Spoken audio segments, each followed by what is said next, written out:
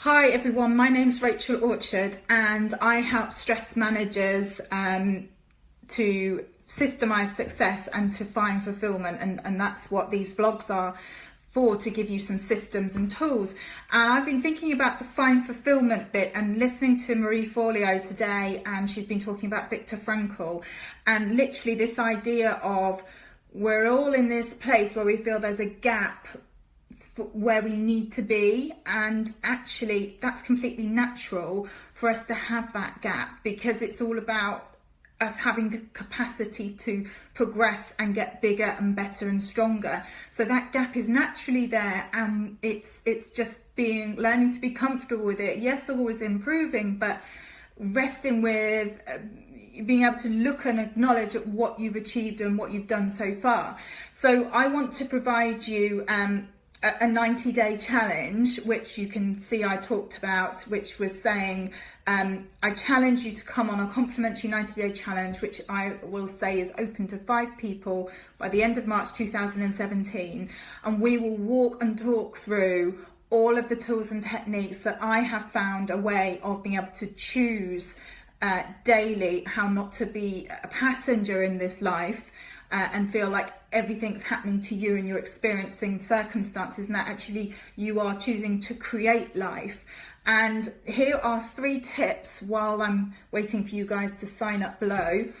3 tips to keep you on your way of what Victor Frankl's structure that Marie Forleo has talked about. So this structure to have an amazing life despite your circumstances. This guy knows what he's talking about. He was in a concentration camp and he was still able to gather up little pieces of paper to continue to write his manuscript and still be a writer, which he had his beautiful book that he took in and they confiscated it. So despite that, he found a way. And so his 3 tips are: 1, create good work and good deeds. And this is what I'm learning to do with my coaching, is for it not to be about finding the client and becoming financially independent, but along the way being a coach to you guys so that you get good work from me. And it's not about me getting you to pay me as a customer for me to validate me, that I'm already there, I'm already a great coach, and I want to provide good value to you.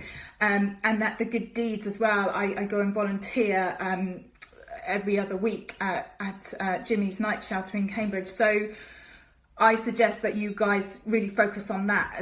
And number 2 is about experiencing goodness and beauty in something or someone.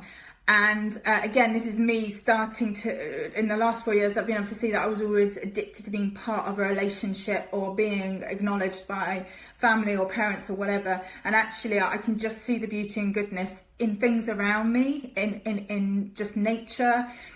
And every morning when I go for my walk, I just love seeing the swans like nose diving into the pond, and just like the birds on the grass, and just the actual goodness and beauty of it all. And that's a practice that I can then teach you.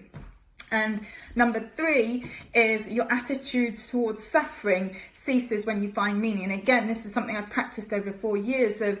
I struggled with relationships with my children. My son specifically is very sensitive, and I was trying to control him, make him academically the way I wanted him to be. And I learnt to listen to him and his needs. And I literally re-engineered that whole relationship, and not seeing it as this idea that you're suffering or it's bad circumstances. And people would say to me, oh gosh, how do you handle it as a single mom? I love being a single mom because I've been given the opportunity to spend lots of quality time with my children. I don't see it as a victim of circumstances.